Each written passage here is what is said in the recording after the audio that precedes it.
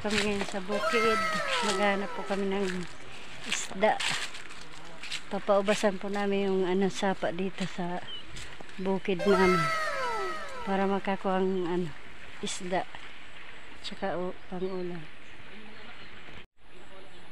Yan po guys, konti na lang ang tubig, mamaya maglalabasan na ang isda dito.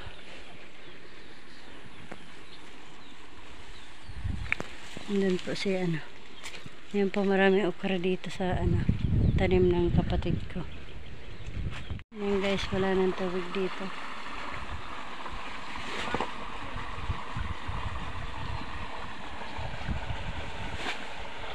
Hindi kayo magbaon ng magbaon yan? Kasi may tibo yan, may tibo. Oo. Ano ka lang dyan na? Ang daming isda dyan.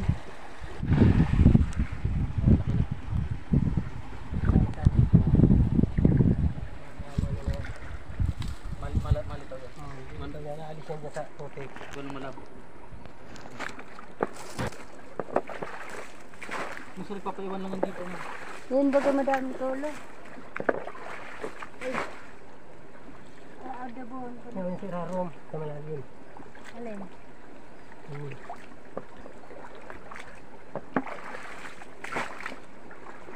Agit.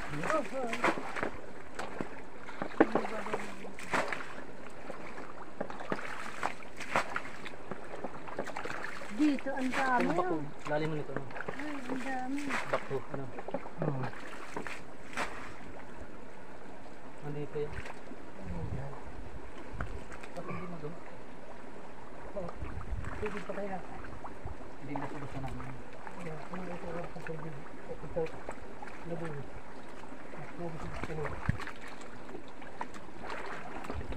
Yun ang daming tulo.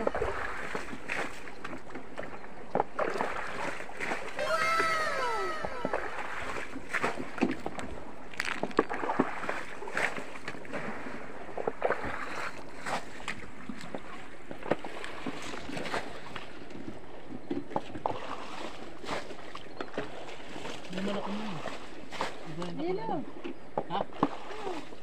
Oo. Saan? Saan? Oo. Bumaba na? Hindi sila tama. Kasi maubos ang tubig na yun. Malabas yan. Daming tuldig yun. Mure. Bakit ka nila? Sinabasan na yun. Kasi na lang ang tubig. Pintot yan.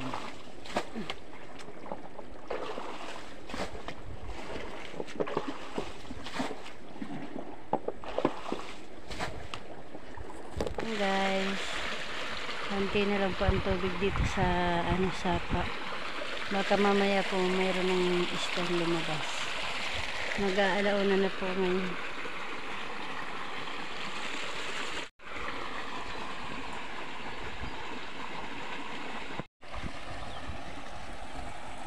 Yan po guys yung taniman ng palay. Yan. Mga January na magpapatanim ulit dito kasi tag-ulan. Mahirap trabahong maulan. Yan po yung pispa ni Kalampitos. Yan po. Gagawin daw po ulit ng pisban. Dami pong kuhol. Yan nga po yung nahuli kong kuhol. Ang dami.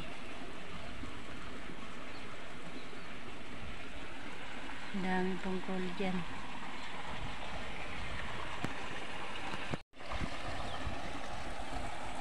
Yan po guys yung taniman ng palay.